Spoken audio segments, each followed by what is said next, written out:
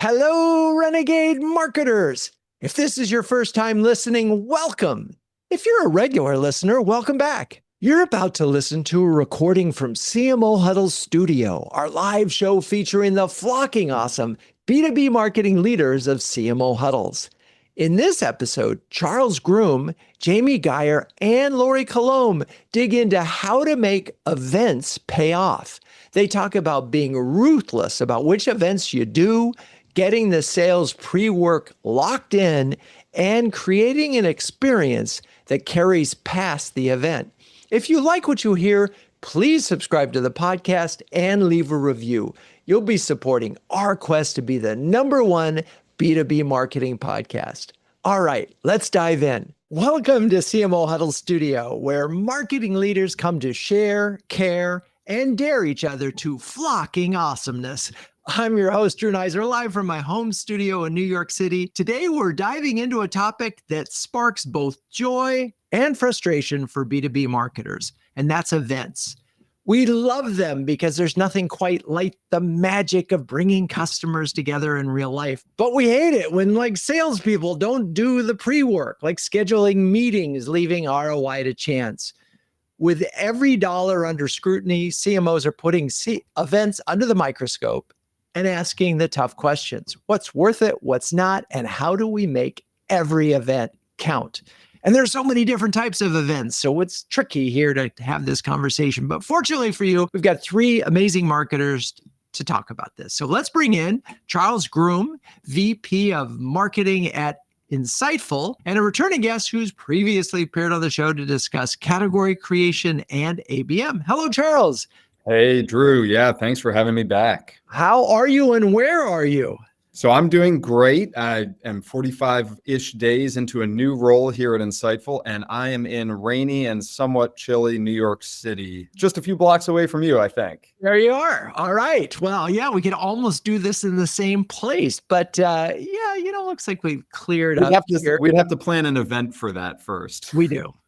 So, by the way, congrats on Insightful. Maybe you could quickly what is Insightful and explain what's going on there? Well, you're going to test my positioning know-how in the first 45 days, which is always good for a new leader. We are a work intelligence platform, which really brings together three components of especially the remote working world: workforce management and insights, workflow optimization insights, and then the security, especially of remote and hybrid work, bringing it all under one reporting analytics platform that, has AI built in, as one would expect these days, to prompt and figure out where work trends are on policy, off policy, or where employees may be experiencing burnout. Some very cool insights that we can obviously bring up relative to our business. But the kind of relevance aspect of this is that we are a B2B, and we are selling to a very diverse range of businesses. It's a horizontal SaaS product. So events is going to be one of those areas we have to spend a lot of focus time on so that we don't waste money and that we can prove ROI. Well, in terms of the key takeaway, it feels like insights is the big word. And with your name as Insightful, you're not too far from that. I got it. So insights. How do you spend your time? What apps are distracting you? If you have that tab up in Google Calendar about how many meetings you have, we tap right into that data feed, and we're going into the intel of where you're actually concentrated versus out of focus on different tasks. Yeah, if only you could solve my ADD problem, we'd really be in business here. So, all right, let's get not about me. This show is about events and planning. So talk about your planning in what you're looking at from an event presence standpoint. Yeah, I want to speak generally, in B2B about this topic because, my experience spans multiple different verticals. I was in the fintech SaaS world before Insightful. The use cases are quite consistent. I like to break the world into roughly three types of events. And everybody has their own way of looking at this, but this is my mental picture of it. And it tends to be the way that we organize our budget as well. So it's helpful in that respect. You might have a fourth or fifth category, right, which I'm lumping together, but big buckets. Number one are those sponsored events where you're going to go out to an industry conference, a trade show, perhaps, depending on the vertical. You might want to align those, with the ICP list that your product team has developed. But those you're going to do some sort of sponsorship. Those are your fixed play events where you need to have a full bore strategy. And you're very often looking at those as kind of top of funnel feeders, just as much as, mid funnel momentum builders. The second category is one that I really resonate with, is actually equipping our sales team to become a listening device out in the field, going to these smaller, whether they're regional events for your industry, like in the fintech space, we would send salespeople to individual meetups that were happening locally in Charlotte or New York or New Jersey, of just small gatherings, huddles, if you will, of bankers and people that are in your ICP. So to me, that's category 2, where marketing's role is a little different. It's not the big brand top of funnel, but it is helping to listen and learn to the industry. And there's a lot more product intel that you get from that. And then the third category, I like to put everything that we co-host or self-host under one grouping in my strategies. And I think about that as being your CAB event. If you're going to have a client advisory board summit, I think about that also as user conferences, if you have a much larger, more diverse user community. And it could also be those networking happy hours that you want to do for field marketing and business development purposes as well. So in my mind, those are the 3 varieties. And do you see, in terms of your mix in 2026, leaning more towards one than the other?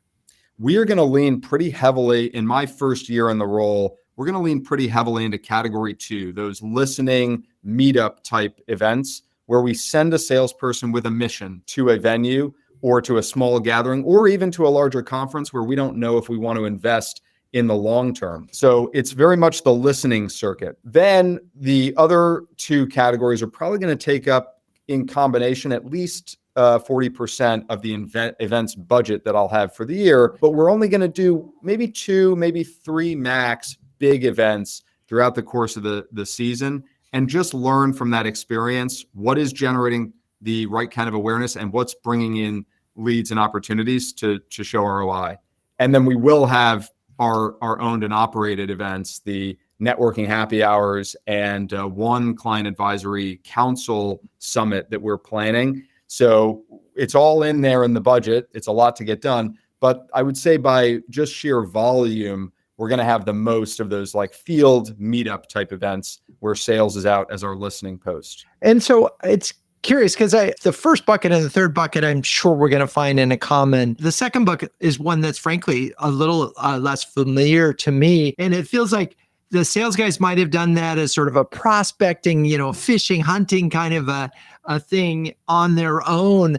I'm wondering how much ownership marketing needs of that. Because I've also noticed the trend out there that some marketers are saying, you know what, you want to go to that event? Great. Put it on your budget. You manage it. You take care of it. You figure out, because if you don't have a marketing presence, it's really a sales initiative that you just want to listen in on. Yeah. So we're going to be listening, but we're actually orchestrating these as ABM style plays as well. And so I think the marketing support around those events that are in bucket 2 or in this sort of field sales mode, that's not going to stop. Now, this is something that we've done that I've worked on both in the fintech space and here at Insightful, a much more horizontal SaaS. And I find it to be productive to have a marketing strategy around each of these so that you're tying into the air cover that you might be running on advertising and email campaigns, and also so that you can just check that target accounts list for exposure. Did we get exposure to the right accounts when the sales rep comes back and says, I had meetings with 5, 6, 7 companies? Is there anybody in that target accounts list that we're lighting up and where we can now have that intelligence going forward of, this is the kind of event where we might actually want to have a bigger presence. I might want to put that in my next year plan or second half. A lot of these events companies have gotten smart with, there's a spring season and a fall season. Right. And if you don't catch them in the spring, you can always reallocate budget to the fall.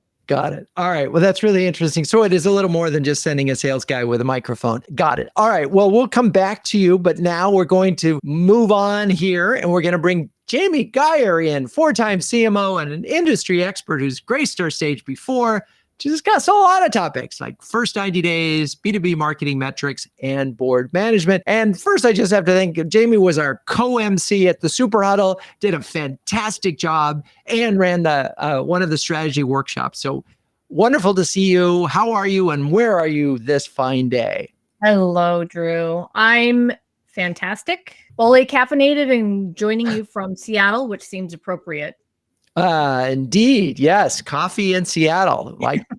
You heard a little bit about what Charles is saying. And I know you've done a lot of different events, both outside, inside. Anything to build on his? What do you think of his 3 buckets? Yeah, so agree with his 3 buckets, the different types of events that you can activate to drive both brand and demand. And let me just say, I love events, and I love them because I know that they work. We know that they work. But the way that I've approached all of my events across my career are really in kind of 3 buckets. Number 1 is around motions that are going to get you discovered. And that really is like the stage moments to carry your message. And I'll come back to each one of these. The second is, how do you create an experience that is memorable? It's not just a booth, but you want the memory recall for future brand when you need your brand to work on your behalf, for those that may not be in market today, but will be at some future points in time. And then the third is around driving deals. And so really integrating these into your ABM engine, as Charles had indicated in there, and I'll come back to that as well. So let me just start with getting discovered. This is where your customers are really, really important. If you are not cultivating your customer relationships, you're not going to be able to activate them. And getting discovered is about activating your customers who are also attending these events. You want them talking about your product and the problems that you solve to all of their peers, because especially in B2B, we are a peer industry. People go to their peers to find out and discover solutions. So one of the ways in which I do that is instead of putting the microphone in front of my company, I get my teams to actually submit speaking proposals that involve our customers. For example, around being memorable, this is how do you create kind of an experiential environment for buyers so that even if they're not in market, they're going to remember you when it matters. And so I'm notorious for not doing traditional booths. For example, I love to build environments that people can walk into and experience a real world environment. So for example, in the healthcare industry where I've spent a big chunk of my time, our booth has come to life as a simulated mobile hospital that we can bring people into and showcase how technology can be leveraged in their environment. So that's memorability. And then on driving deals, Drew, this is around the in the moment. So this is your pipeline today. This is where you can establish pods with your sales team around specific accounts that you really do want to progress forward. This is where you bring in your executives, other influencers, but you agree and have shared KPIs with the sales team on if we can advance 5 deals, who are those accounts and what are we going to do to give them a VIP experience where we're continuing to build a relationship and pushing them forward. So those are the three areas that I really think about, regardless of the type of event. I appreciate that perspective. There's so many things that I can think of over the years when I ran the agency. Our specialty among, particularly in the first 15 years, was these unique event experiences. And I don't know if you had a chance at the Super Huddle to meet Lynn Tornabini, but we worked together on DoubleClick. I mean, she was a DoubleClick on our client, and she remembers. And it's amazing, even a 10 by 10 booth, you can create a unique experience. Yes, you can. It's amazing. Yes. It's amazing. But it does take creativity. And there are certain people who are just really good at thinking about these kinds of things. And I think in this world of AI, there's, the people may be discounting the power of human creativity because it is like, take a 10 by 10 booth and create a unique experience. Like, that's a wonderful creative assignment for a creative individual. Absolutely, it is. And so a lot of times events teams at companies, they're like logistics people. They're not creative people. And so you have to make sure, I think, to get that memorable part to be discovered as you described. And nothing brings me more joy than to see that happen at an event, right? And by the way, you just said something that I think is important. Oftentimes we think about logistics. We don't think about human psychology. And events is about human psychology because you are competing with hundreds, sometimes thousands of other vendors and vying for the attention of these buyers who are there for specific reasons. They're not going there to be bombarded by sales executives. They are learning. They are trying to get as many meetings in with their key partners. But the human psychology behind how you engage is super important. It's not just logistics. It's and here we are, we're having this conversation on B2B events, and we are both personally excited about the experiences that we're creating. And there's so much conversation always in advance is, well, how much revenue is in the room and how are we going to close deals and advance them? And they're not mutually exclusive, but if you start there, if you start with this sort of, we got to close a business, you don't necessarily get to, as you called it, human psychology, because it's how are you going to manage this dating process to get to this incredible proposal moment? Exactly. I always like that analogy of, the marriage and what do you do in a relationship, to really cement that. So I'm just curious in terms of driving deals, because that is obviously on the minds of the CEOs in the CROs. What have you seen? And do you see anything changing in terms of what is it that it takes to help really effectively close deals via events? Well, number one, I think we have to set the right expectation. So, and I don't think that this is what you meant, that the event is actually going to close the deal. What the event is going to do is be another channel to establish trust. When buyers are looking to partner with a company, there is a tremendous amount of trust and faith that they're putting into that partner that they're not going to let them down. The way to establish trust is not behind a screen, it's to be in person. And this is where, because I value events so much, I want to ensure that my executives are there, my board members are there, other influencers that can aid in building the relationship with that buyer. And that is really, really important to establishing the foundation and just continuing to progress. By the way, the other piece of that too, I'm going to go back to what I originally said on, you got to activate your customers. Right. And so events are a great place to be able to do that and bring them into the conversation in person, where you're locking eyes, shaking hands, sitting down at a table, breaking bread, whatever it might be. One of the most effective ways that I've seen marketers and sales partner is around this concept of the pod. So if you can get around these key accounts and really gamify it, like create a competition as to how many of these key accounts that are in pipeline that you can advance, and create a little bit of competition. A pod is your demand gen person, your SDR, and a sales executive, and maybe a thought leader that you might have in your organization. What are you going to do around those 5 accounts that the sales executive needs to progress that's in her pipeline, for example, and just create really good strategies and programming around that. I love it. Yeah. And obviously, if within that group, part of the thing is if there happen to be 3 customers there and they're talking about it and they're connecting with this advanced prospect, you got an opportunity to really accelerate that deal. All right. Well, we'll be back to you. Okay. But now let's bring on Lorie Coulombe, Senior Vice President of Marketing at Equity Shift, who has recently joined us on the show to discuss analyst relations and introverted CMOs. Hello, Lorie. Welcome back. Thanks, Drew. It's great to be back. So how are you and where are you this fine day? I am also in cold, a bit rainy New York City on the Upper West Side, and but feeling great. There we are. All right. Well, we're very New York City. And every time I hear the word New York City now, I just think about the show, What Can We Do in the Shadows? And it's New York City. So anyway, all right, let's get to the key thing here. You've now heard 2 conversations about events from your esteemed colleagues. Give us some wrinkles and things that you heard you wanted to do a +1, not that you agree with, but that you can expand the conversation from what you've heard so far. Sure. So I will say, going back to something that Charles spoke about, so I work at a fintech, legal tech startup, and looking at my event marketing planning, I'm looking at event sponsorships, his first bucket and his second bucket. So the regional meetups and the listening circuit are really critical for us, as well as thinking about broader event sponsorships.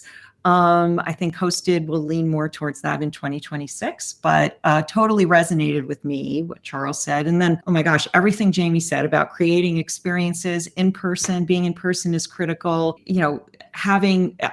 We're all about brand discovery right now and getting the word out about who we are and what we do. So I think they've both made really great relevant points so far, and I'm on board. And I think for me, where I think about this is, I'm starting the year, small startup, thinking about setting goals. Like, what is the first thing that I have to do as the marketing leader and working with leadership and sales is setting goals. What are the outcomes we want to achieve? Is it visibility? Is it driving deals? Is it brand awareness? At one of my previous roles, we relaunched our brand right before a big industry trade show conference, and our activation just centered all around the new brand, and our booth and videos and giveaways all really reflected the new brand. So, and it was hugely successful. And going back to what Jamie said about, memory recall, like we got people afterwards, months later, yeah, that brand launch was great. So super cool kind of thing. So and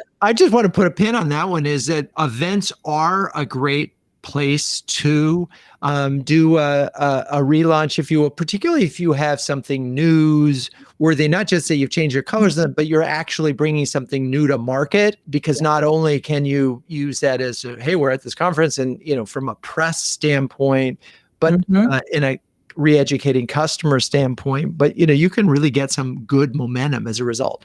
Oh, 100%. And, thinking also about strategy around event marketing and planning, we look at, is this the right event for us to be at? I get a lot of inbound requests from industry associations. And then if it is, what should our presence look like? Do we want to be on a panel? Do we want to have a table? Do we want, what is our goal? But how should we activate at the event? So we do a lot of research about the audience that will be at the event, what the content looked like at past events there. We ask around, like I'll ask peers, I'll have my colleagues ask peers of theirs who may have attended in prior years. And overall, just understanding, does this event align with the company's business objectives? Because you talked about this, like we have a limited budget. Right. We can't be everywhere. So we have to ensure alignment. Yeah. And it's hard, I'm imagining. You can't be big like at every show, and you have competitors who may be bigger than you as a startup. So how are you, there are some who firmly believe that, you go big or you go home when it comes to events, but that's so tricky, right? So unless you know that room that you're going into is really filled or will be filled with prospects today, tomorrow, and 18 months from now, it's hard to make the big bets. So, this is a tricky balance, but it is that moment where some marketers go all in on a few and really make sure they're big, and others sort of, just try to be in a lot of places. How are you thinking about this? Yeah, we're doing the second. So we're looking at, a few larger industry events, but we're finding that the regional events, being on the listening circuit really benefits us as a company. And, budget aside, it gives the team that ability to have those one-to-one or one-to-few conversations that enable them to, develop relationships where they may not lead to a sale in 3 months or 5 months, but maybe, the sales cycle is longer in my sector. So, and we're targeting geographies, I will say. So that's also part of our research, is targeting the right geography where we see the greatest opportunity with the potential audience. And why? Is there some geographic advantage or disadvantage from a service, or just it's a way of slicing the market? Yeah, it's a way of slicing the market. We have some very strong incumbents, that we run up against who have, huge national, market presence. So, we're based on the East Coast, and a large competitor of ours is based on the West Coast, and we won't necessarily be going to, events in Silicon Valley, for example. So.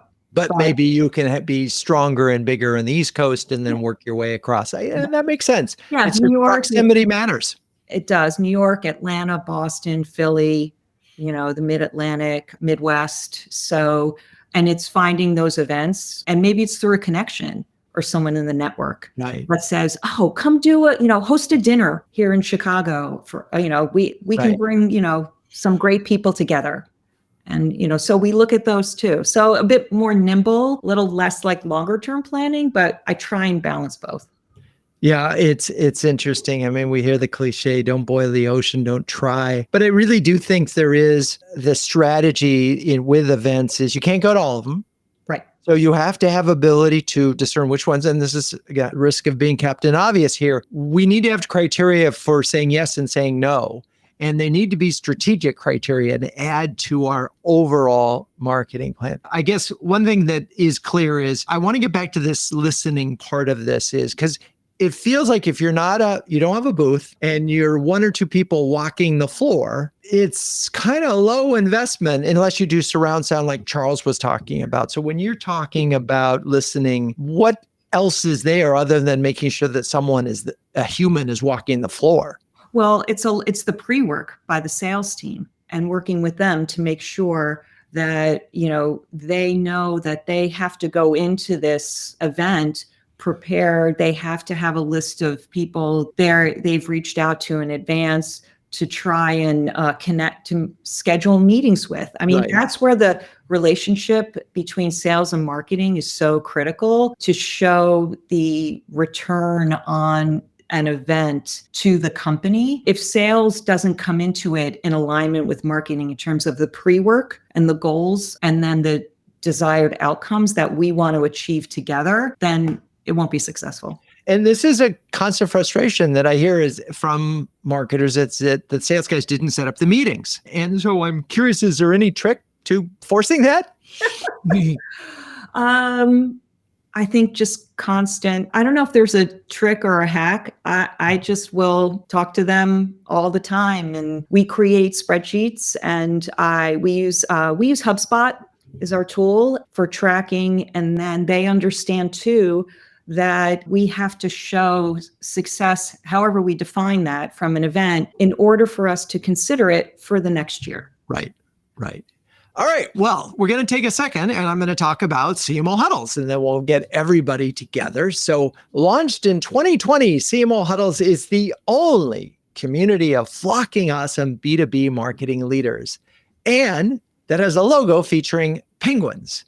Wait, what? Yes. Well, a group of these curious, adaptable, and problem-solving birds is called a huddle.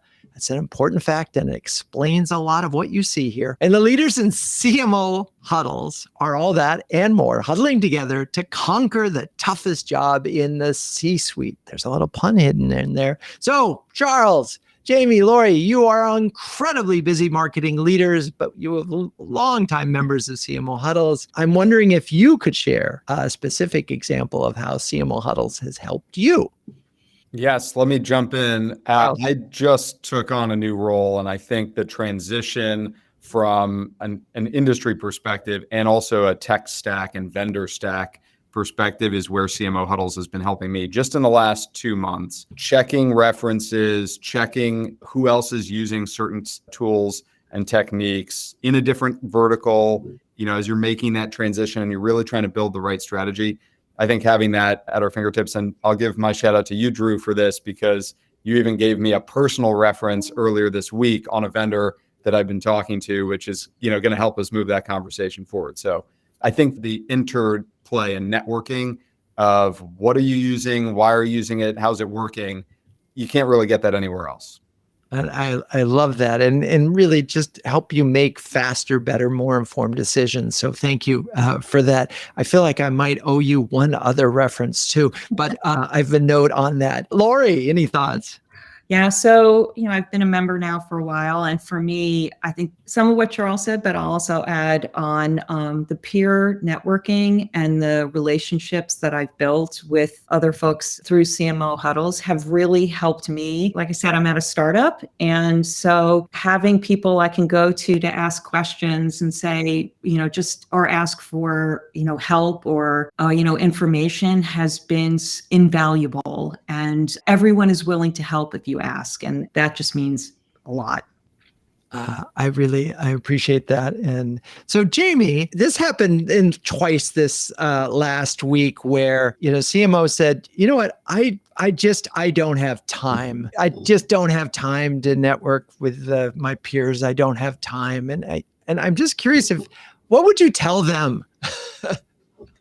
Make time. It's an imperative. I mean, when you have access, so it's similar to what Charles and Lorie mentioned, when you have a peer group that you can use as a sounding board in near real time. So for example, I sent out a message to 2 of our huddlers on a very specific thing. And within 24 hours, I had a response, a very good response for something that I needed to track down that they had specific intelligence or knowledge on. And to be able to get that, that's not always easy. But also, this role is really hard.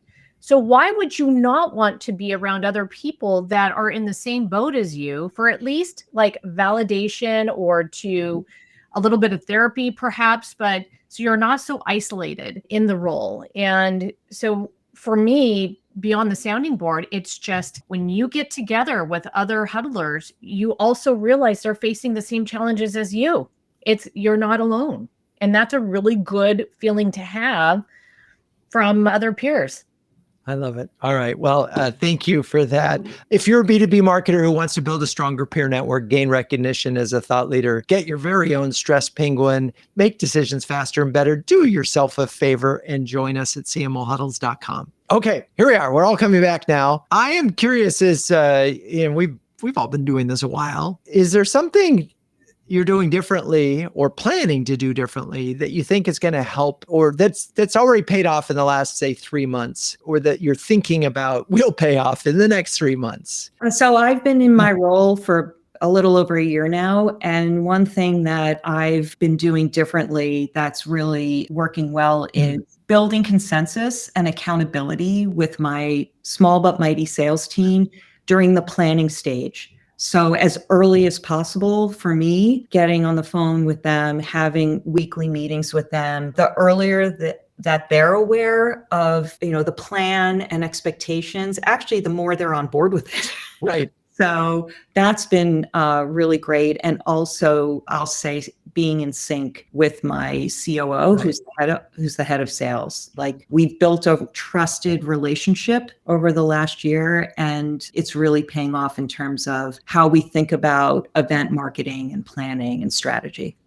Yeah, it makes sense. It's funny. The thing that keeps popping into my mind is, if the fundamental issue is among these things, if sales doesn't commit in advance to doing what it is that needs to be done at whatever these things is, you shouldn't do the event, which makes me wonder, why can't we just put that budget for at least some of those things over on sales and say, like, this is your budget, this is your expenditure, this is part of your pipeline efforts. You do it, you spend it, you go. Because otherwise, I just feel like you're creating this weird thing. And I'm throwing that out there and I do know at least one CMO who's done that.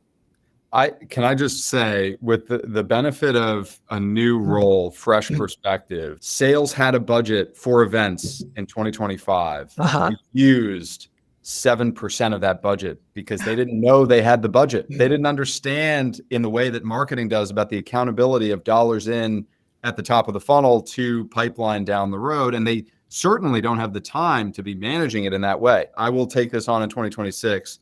I do not own your T&E as a sales team, but I definitely own where we're going to do in strategic investments on the events calendar that are aligned to pipeline generation, that are tied into our ABM. And Drew, to the point, we talked last month about budget season, and I thought it was really, really timely for me because I was doing an events budget from scratch, thinking about how do I make sure that that we're getting value out of this entire cycle of events that we're going to go to. Right. And it starts from, we know what our strategic investment is based on the type of customer we're going to be reaching, whether that's ICP by vertical, which is one of the ways we look at it, or pipeline. We actually have a PLG pipeline versus a sales pipeline. And I know what my investment into non-PLG pipeline generation needs to be.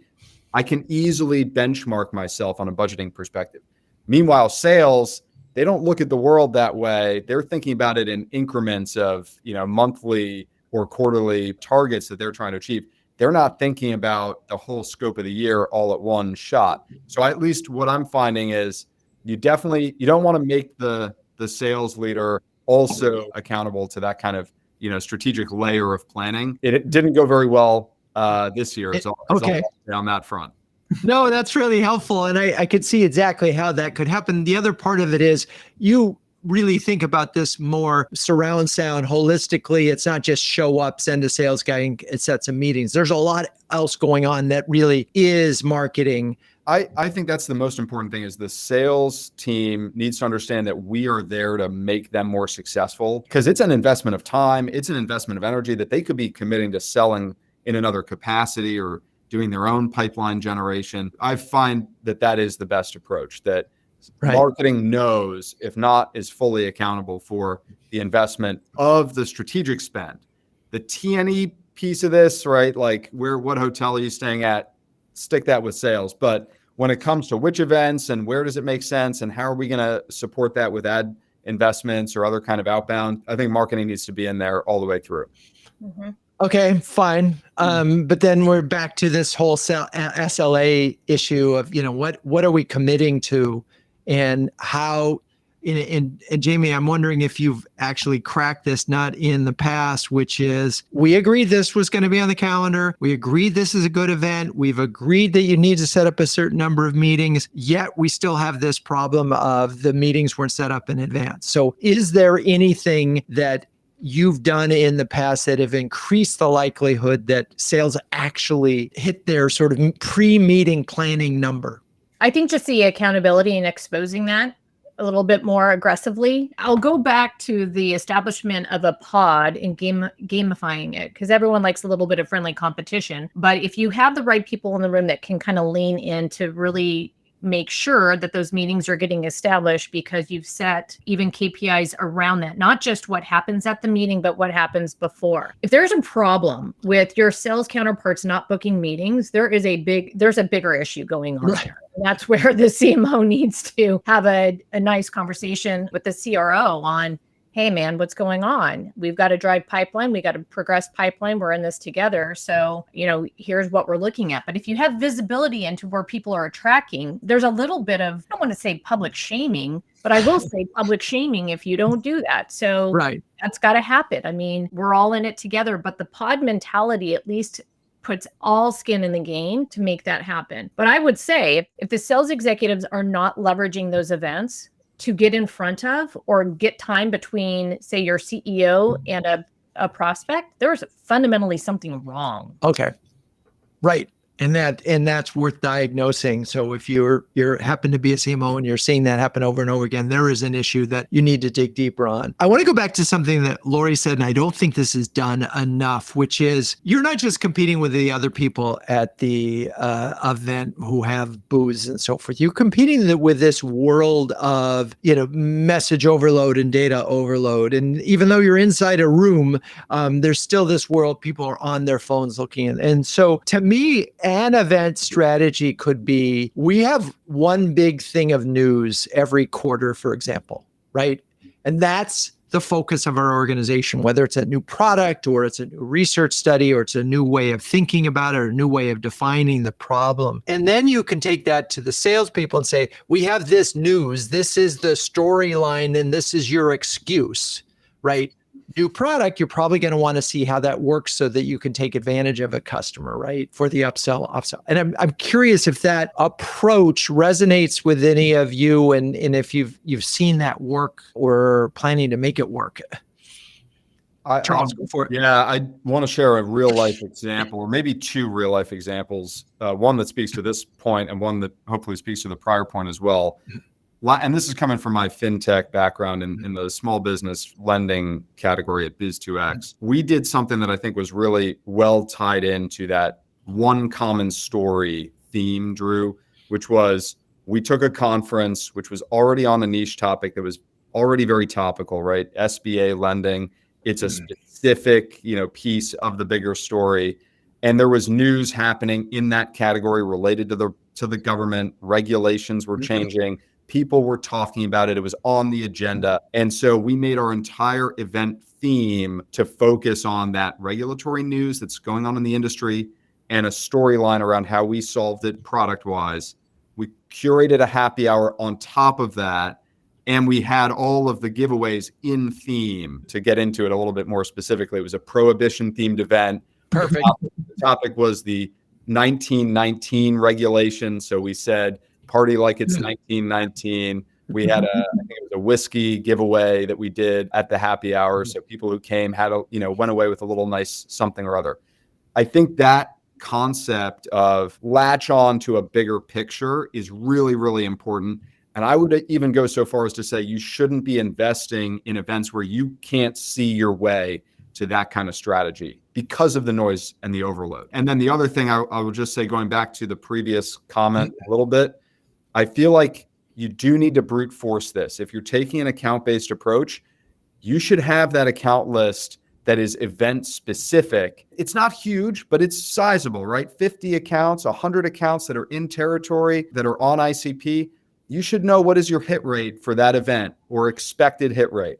And I would even just start there and educate the CEO on that expected hit rate for an event, and maybe put it in a tracker document or something up front that says, look, I could be going to 5 events with a hit rate of 10 out of 100, or I could be going to 2 events really big with a hit rate of 30 out of 100. And I think our investment is better spent in those spaces. One thing I've experienced is this presence bias that I think sales sometimes, and definitely executives, can have, is if it's there, we need to be there. And Right. I think marketing should defend against that, and in that way kind of be an advocate for ROI. Yeah, it's such a tricky thing, right? Because your competitors there, they're going to make some noise. But I do love the fact that you got back to the creativity that Jamie started with. It is not just about showing up, right? It's about showing up with a story, ideally that has some news value, and that you can execute in an attention getting way. Because if you're not going to get attention, don't bother. I am pretty sure we're clear on that. I do have one thing that it came up earlier that I wanted to address, which is I've noticed this particularly in MarTech conferences, is they're just vendor fests, right? And I'm wondering how you all are avoiding that, because you're vendors in whatever category it is that you're working in, right? And you see this event as value, and obviously others do. And I can see it like your listening one. It's just like everybody sends the salespeople and does the same strategy. Who's there? How do you avoid that? Is it even possible? And just any thoughts on that? I'll say, since we're focused a lot on sponsorships this year, being another vendor with a table at a conference, what I try and do is look at the sponsorship prospectus and say, how can I, instead of just having a table, how can I promote and get my CEO up on the platform as a thought leader? Is it worth the next level, sponsorship level, to have him in a fireside chat or have him on a panel discussing a topic that's relevant to us? But, he's not selling. He's so knowledgeable and smart. So I look at that, and to me, those opportunities have been worth the spend. Yeah. And it's interesting because if it's so much easier if part of the strategy going forward is that we are going to establish our CEO as a voice of the company, a leader in the industry, someone with a distinctive perspective. And that shows up on social. And ironically, if you do that really well, that CEO will get invited to speak. Right. That's a byproduct of it. But initially, sometimes you just have to pay for that opportunity. So, Drew, I'd like to add a couple things. So, and Lorie's spot on with that. But the other piece of it is to kind of navigate that vendor fest. I want to go back to, this is why cultivating and activating your customer base is so important, because what happens behind the scenes where you have peers talking to each other is really, really important. You want to get your customers to, I don't want to say work on your behalf. That's not necessarily it, but speak on your behalf, carry your message. Because number one, you have a great product and they can proudly and boldly talk about that and the impact it's had. The other is, and we haven't really talked about it, is there's power in numbers. So where can you partner with a partner and cross-sell at, create an experience or an event that is adjacent to the bigger, broader meeting, for example, and simply invite your customers because their customers are your prospects and vice versa. It's a wonderful way. It's easier to get your customers to something than it is to a prospect. We don't want to forget that we have partners with symbiotic products with our own, and that can be very powerful. And I would say the third is you got to have a magnetic draw. And I found to be very successful if you can get people in a room that other people want to be around. So for example, in healthcare, inviting like former heads of, if it's the former secretary of the VA or the former secretary of HHS or whomever, that is a draw to get other people in a room. Your brand kind of takes a back seat, and that's okay. Actually, that's preferable. I think you build more credibility that way, but create a venue by which there's a magnet effect of drawing the right people together. It's influencer marketing, I guess. Yeah, it's so interesting. And we're going to have to wrap up really, really quickly. But you reminded me, Jamie, building on the theme of partnering at events. If you're a small group, you probably can't afford to necessarily throw a party for the whole thing. But if you band together with 4 or 5, you probably can. And then suddenly here you're throwing a party for 300 people. And in theory, if they're the right partners, they're going to bring in, getting to Charles' number of that 100 that were there, maybe 35 or 40 of them will show up versus if you tried to do it on your own. It is a way of being bigger without the budget. And I think that's part of this challenge that we're all talking about, because you never can go all the events that you want. All right, a lot of words of wisdom, but I'd like to get from you all 2 recommendations for CMOs, 2 do's, we'll forget the don't, for CMOs in 2026 to get the most out of their event strategy. And we'll go in reverse order. So Lorie, you're first. 2 do's. Do your homework and a lot of research, and make sure that what you recommend for your event strategy aligns with your business objectives and your target audience. Okay, so we're doing homework and we're aligning with business objectives. Okay, great. Let's see, Charles. So one, partner piggybacking. I think what you and Jamie were just saying is so important. Find ways to make yourself bigger and lean in. If it's a true vendor fest, lean into that in the way that's going to get you noticed by partner piggybacking. Get together with somebody else that people already know and trust, and add yourself into that conversation. And then the second piece of advice for me is going to be plan the work. Events are not just about the day of or the week of. Events are really about having that idea up front of what are the accounts that we expect to be there. Talked about that hit rate before. How do I approach that event so that I'm going to be the most memorable? That is a lot of effort, and you may need to assign a dedicated resource to it. The way I'm going to be approaching that in 2026 is actually making somebody who's accountable for both events and SDR operations accountable for the combination, so that it's never far off of their radar screen. I love it. All right, Jamie, bring us home. Okay, this is pretty tactical, but I think can be very powerful. Make sure that you classify your accounts and there is a handshake agreement with your sales team on which buyers you want to move the needle with, because you have only so much time that you can spend, and have a scoreboard that you're going to go back to and use as your litmus test for whether you were successful. And it's a shared goal from marketing to sales. But who are the buyers that you want to focus on and create a VIP experience around and move the needle? I love it. All right. Well, key things here that events are pre, during, and post, and you really need to think about that. We talked about having one big idea, hold it together. You're picking your bets by doing your homework. You are creating goals that are accountable for sales and marketing. you're setting up teams, whether it's the pods that Jamie said, or just making sure that SDRs and sales are deeply involved. That was a lot to lay on you in a short period of time. I hope you got some value out of this. Thank you, Charles, Jamie, Lorie. You're all amazing sports and flocking awesome huddlers. And thank you, audience, for staying with us. To hear more conversations like this one and submit your questions while we're live, join us on the next CMO Huddles studio. We stream to my LinkedIn profile, that's Drew Neiser, every other week. Renegade Marketers Unite is written and directed by Drew Neiser. Hey, that's me. This show is produced by Melissa Caffrey, Laura Parkin, and Ishar Cuevas. The music is by the amazing Burns Twins, and the intro voiceover is Linda Cornelius. To find the transcripts of all episodes, suggest future guests, and learn more about CMO Huddles or my CMO coaching service, please visit renegademarketing.com. I'm your host, Drew Neiser. Until next time, keep those renegade marketing caps on and strong.